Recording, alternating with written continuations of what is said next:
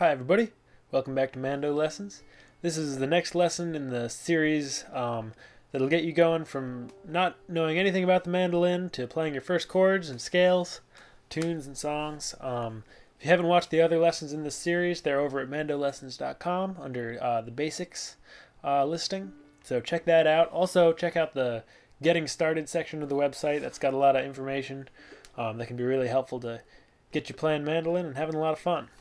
This lesson is on your first chords. So I'm going to show you three chords, a G chord, a C chord, and a D chord. They're all major chords, so G major, C major, and D major.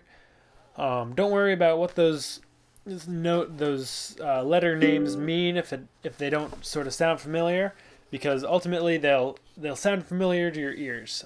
Sort of the sound of the chords ringing out will be familiar.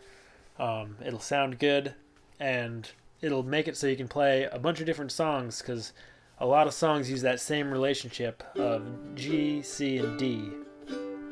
So I'll break it down here and sort of show you what these chords are looking like. In the next lesson, I'll talk about the right hand and getting some strum patterns. But in this lesson, we're really just going to look at the chord shapes. So this is a G chord. It's the first string is open. The G, that's the lowest string, the G string. Nothing is going on, it's just the open G string. Same with the next string, the D string, open. And then we start bringing in our left hand.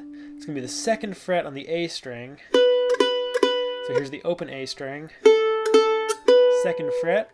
Again, you want your, if you've been watching the left hand technique, you don't want to have a flat finger down. You kind of want to come down from the top a little bit. You don't need to be way over. You want to keep your wrist nice and straight through here.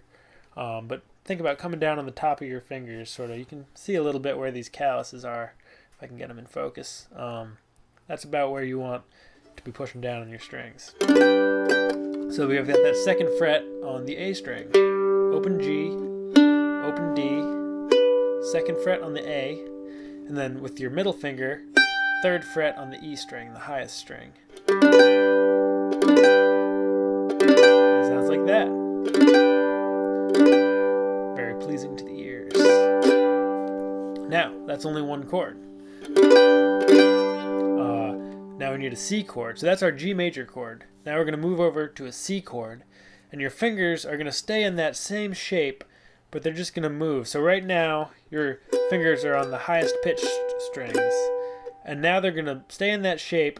Your pointer finger is going to move over one to the D string, and your middle finger is going to move over one to the A string. So it just looks like this shape moves. You're going from the highest strings over to the middle sets of strings. Now you're going to play them again so that G string is open, D string is the second fret, then third fret on the A string, and then open E string.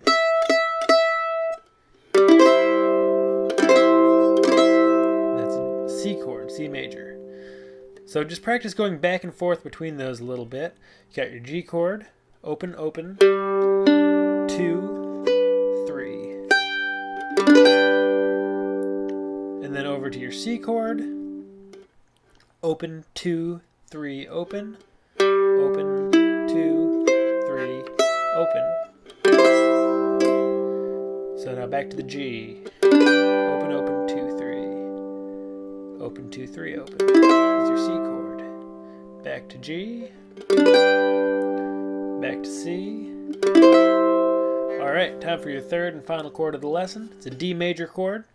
You're going to take your pointer finger. It's going to go on the second fret of the G string. It's an A note, but that's not important at this point. So you have second fret on the G string, open D string, open A string. So we have second, open, open, and then second on the E string as well. And that's a D major chord.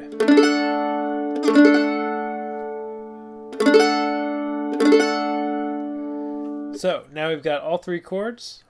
G, then we move that same shape over to the middle and get C. Then we flip it around, second, open, open, second. and then back to G. Open, open, 2, 3. So let's play 4 of each. So it's going to be 1, 2, 3, 4. Switch. 1, 2, 3, 4. Switch. 1, 2, 3, 4. Back to G. 1, 2, 3, 4. So if that, that might not be particularly smooth at this point, but just try that. Practice in little intervals. It's a small enough amount of information that you can just sort of try it for 5 minutes and then put the instrument down. If you sit here for 2 hours really kind of banging these 3 chords into your fingers, you're going to get kind of tired and frustrated and tense. So I really recommend sort of putting the instrument down after 5 minutes. Pick it up, play through your chords, practice going from your G to your C to your D, G. Try going from maybe D back to C or C back to G. Just sort of get all the permutations of that and go from every chord to every other chord. Then put the instrument back down.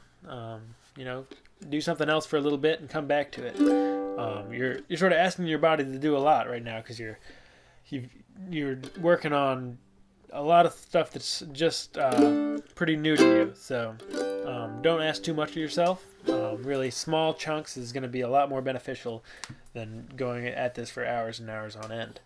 That's all for now. In the next lesson, we're going to look at some nice strum patterns.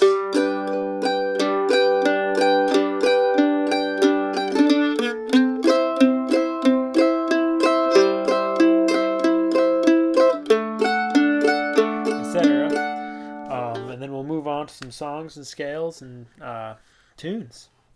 So thanks for watching. Lots more lessons over at mandolessons.com. If you enjoyed this lesson, there's a couple of ways to donate over at the website, but the lessons will always be free, so it's totally an option. And if you can't donate now, that's totally fine.